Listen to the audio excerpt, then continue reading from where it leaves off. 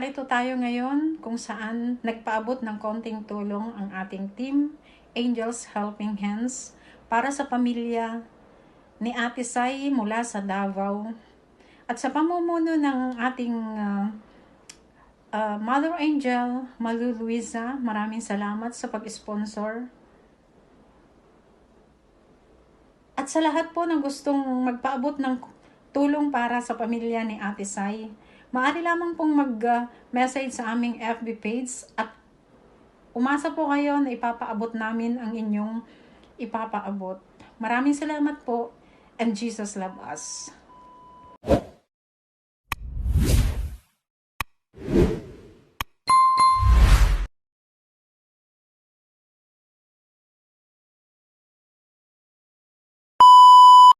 Wala po siyang tubig. Nag-iigib lang po siya. Ayan po yung kusina ni Ate Ay. Yan. Yan po yung lutuan niya ng pagkain nila. Hingin na lang natin yung saging ni Ate Saysay, oh. Lutuin natin yung saging, oh. Ayan, oh. Siya kasama yung mga anak niya. Oh, ayan, kaway-kaway ka, Ate Saysay. Magpasalamat ka. Maraming salamat. Oh, sige. Ayan, na-enjoy na yung bata sa kain ng biskwit. Pasensya ka na, ha. Sunod naman, pag meron tayong grasya galing sa langit, bibigyan ulit kita ng biskwit. Ito na, nandito na. Ayan po, magandang araw po sa ating lahat.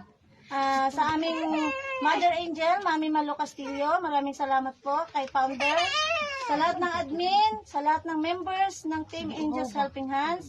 Nandito po tayo ngayon kay Ate Saysay para maghatid po ng konting tulong natin sa kanya. Dahil po, napag-alaman ko po na si Ate Saysay ay ganito nga yung sitwasyon. Kaya nahabag po ako sa kanya at kami ni Mami, nahabag kami, saka yung mga katim ko. Kaya nagpasya kami, nabigyan siya ng konting tulong. So, ngayon tatanungin natin si Ate Saysay kung bakit siya nandito or sa kanila ba't yung bahay na to. So, Ate Saysay, magandang hapon. Magandang hapon po. Hello, baby. Magandang hapon. Ikaw din, baby. Magandang hapon. Ate Saysay, ilan po yung anak mo, Ate Saysay? 4. 4. So, nag-aaral yung dalawa, no? Yung nasa school. Enjoy to. Tapos, ito yung ang liliit pa ng mga anak niya, mga ka-angels. Hindi po makapagtrabaho si Ate Ay dahil nga po walang magbabantay doon sa mga anak niya. Kaya po, napagpasyahan po namin na bigyan ng konting tulong. Maiabot man lang yung kahit konting tulong na ito sa kanya. Maibsan man lang yung dinadala niya sa araw-araw. So, Ate Saysay, ilang taon ka na po, Ate Saysay? 36 po. Hala, ate pa naman ako ng ate. Mas matanda pa pala ako. I'm sorry naman. Sa inyo po ba itong bahay na ito, sa Saysay? Tira lang kami dito. So, mga ka-angels, binatira lang po daw sila dito. Mayroon mabuting puso din na nagpatira sa kanila dito. So, maraming salamat din po, no, sa mga tumutulong kay Ate Saysay. So, hindi lang naman tayo yung tumutulong kay Ate Saysay. Meron pa naman siguro. So, Ate Saysay, nasaan nga ba yung asawa mo? Anong trabaho? Wala naman kasi akong asawa kasi nagbigti. Mga ka-angels, yung asawa po ni Ate Saysay is nagbigti po daw. Binibiro ko nga po siya. Sabi ko, nilaro siguro yung nilaro yung sinturon. Itinali yung sarili niya, hindi na makaalis. Hindi na marunong umalis dahil nalasing nga daw nung nagbigti. So, nakakalungkot naman na ganun ang nangyari sa asawa mo, Ate Saysay, tapos maliliit pa yung mga anak mo. So, ano pong kinabubuhay mo, Ate Saysay? Saan po kayo kumukuha ng pang-araw-araw, ganun? Extra lang po ako maglaba. So naglalabada po kayo. Paano po pag naglaba kayo? Nasaan po yung mga anak nyo? Lahat. Dinadala po. Dinadala nyo dun sa, sa pinaglabahan nyo. Wala naman Magkano kasi. naman po yung binibigay sa inyo? Pag kuan, 250, 300. So, pinapakain din kayo doon. Di ba? So, kahit ganun man yung nangyari sa buhay mo, Ate Saysay, laban lang.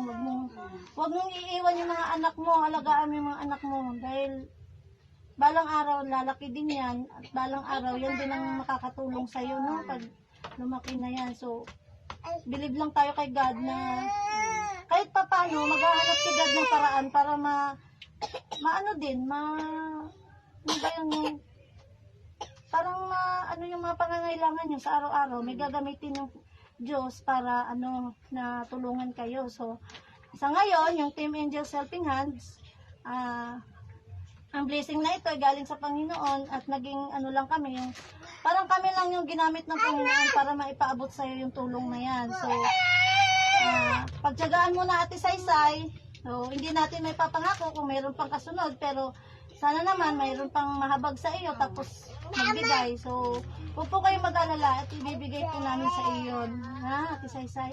Alagaan mo yung mga anak mo. Laban lang, magdasal ka gabi-gabi na tulungan ka ng Panginoon na kahit pa paano, alisin ka sa sa sitwasyon na ganito. Siyempre, lalaki naman yung mga anak mo eh. Darating din ang panahon na magiging okay din yan. At saka magdasal ka na hindi magkakasakit yung mga anak mo para yun lang naman ang importante sa atin. So, ayun po si Ate Saysay, mga ka-angels. 36 years old po at dito po sila nakatira. 4 po yung anak niya, tapos yung asawa niya wala na po. So, siya sa sideline po siyang maglabada para maiparaos niya yung pang-araw-araw nilang mag-ina. So, maraming salamat po sa Team Angels Helping Hands sa iniabot niyong tulong at salamat din po sa Panginoon na dinala kami sa iyo, Ate Saysay, para maipaabot sa iyo yan. At saka sa aming Mother Angel, especially mention, Mami Malo Castillo, at sa ating Team Angels Helping Hands. So, maraming salamat po. At sana po ay marami pa tayong matulungan, mga ka-angels. Hanggang sa muli po, maraming salamat and God bless everyone. Ano ba? Ay, hello, Ma'am Castelio. Ay, Ma'am Malo Castelio, salamat po sa imuhang gitabang sa mua. O kang Angel Helping Hands. Hands. Maraming salamat. Maraming salamat po sa inyo ha. God bless. God bless. Okay, maraming salamat din po Ate Saysay, no? Hanggang sa muli po kung mayroon pa kasunod. At ito po Ate Saysay, meron po akong konting cash na iabot sa iyo at saka pambili nyo ng ulam. Salamat po. Galing din po sa Team Angels Helping Hands. Yan po, maraming salamat po sa inyo, Mami Malo, sa Team Helping Hands. Maraming salamat po. Hanggang sa muli po. God bless.